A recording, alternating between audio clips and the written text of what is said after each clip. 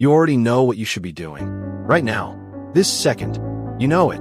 You know you should go to the gym. You know you should stop checking your phone every 6 minutes. You should start that project instead of researching it for the 40th day in a row.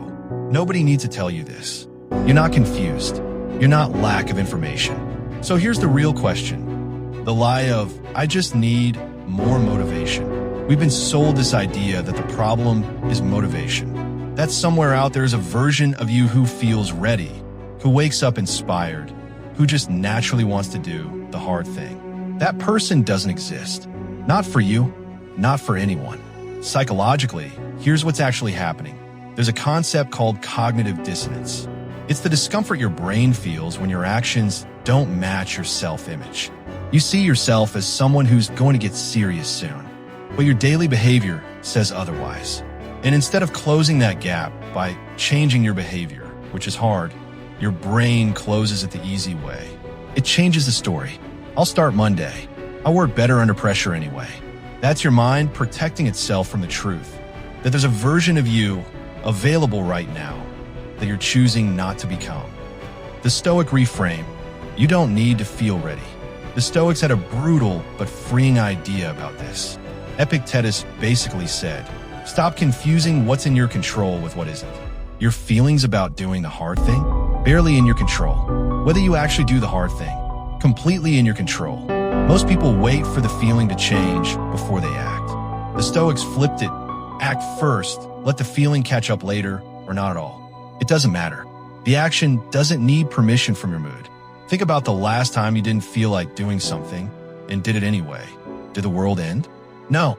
Usually you felt better afterward, not worse. So the gap between who you are and who you could be isn't a motivation gap. It's an action before feeling gap. The shadow. Why part of you resists growth. Here's where it gets uncomfortable. Carl Jung talked about the shadow, the parts of yourself you don't want to look at. And one of the most overlooked parts of the shadow isn't your weaknesses. It's your comfort with staying small. Growth means becoming someone new.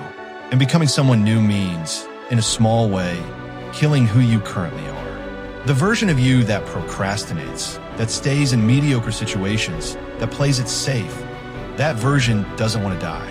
It fights for survival, just like anything else.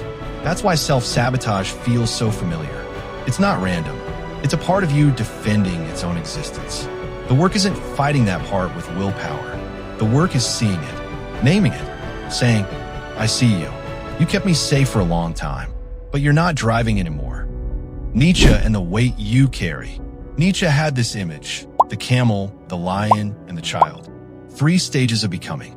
The camel is you right now, carrying everything, obligations, other people's expectations, the rules you never questioned. The camel is strong, but it's strong for someone else's journey.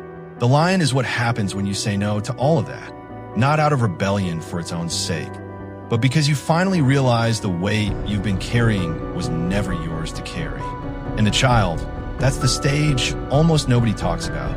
After you've torn down what wasn't yours, you get to build. Freely, without the old rules. That's where real creation happens, not in destruction, but in what comes after it. Most people get stuck as camels their whole lives. Not because they're weak, because no one ever told them there was another option.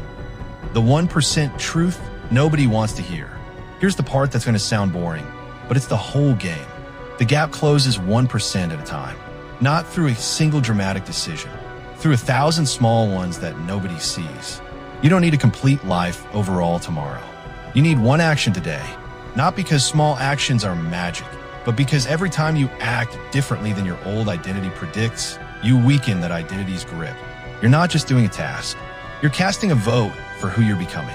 Do that enough times, and one day you look back and realize the gap is gone.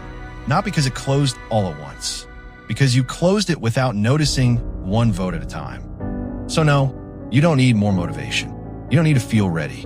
You don't need permission from your mood, your past, or the version of you that's scared of change. You just need today's vote. Start today because day 1 becomes one day,